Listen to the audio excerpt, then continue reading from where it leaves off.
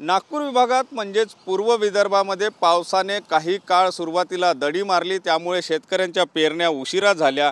मात्र ज्यानंतर पावसाला सुरुवात झाली त्यानंतर ज्या पेरण्या झाल्या त्याची जर आतापर्यंतची आपण आकडेवारी बघितली तर नागपूर विभागामध्ये 35.42% पेरण्या पूर्ण झाल्याचं चित्र आपल्याला पाहायला मिळते। त्यामध्ये जे 65% जे आहे ते कापसाची लागवड झालेली आहे, तर 40.14% पेरणी जी आहे ती सोयाबीनची झाल्याचं चित्र पाहायला मिळते।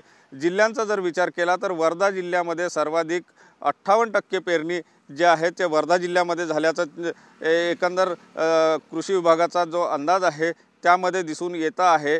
आणि आपण जर बघितलं तर सुरुवातीच्या काळामध्ये पावसाने दडी मारली, 100% पाऊस झाल्याशिवाय पेरणी करू नका असा कृषी विभागाने शेतकऱ्यांना सल्ला दिला होता। त्यानुसार शेतकऱ्यांनी काहीशी पेरणी उशिरा केली, त्यामुळे आतापर्यंत 35% पेरण्या पूर्ण झाल्याचं चित्र पाहायला मिळते। 100% पेरण्या व्हायला अजूनही वेळ आहे, त्यामुळे या पिकांचं काय होणार हा सुद्धा मोठा प्रश्न आहे आणि शेतकऱ्यांच्या 100% पेरण्या केव्हापर्यंत होते याकडे लक्ष लागलं आहे।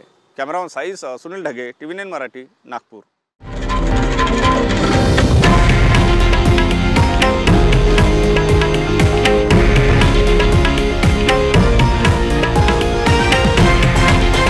हे आहे देशातील नंबर 1 न्यूज नेटवर्क आणि आपण पाहत आहात TV9 मराठी, एकमेव।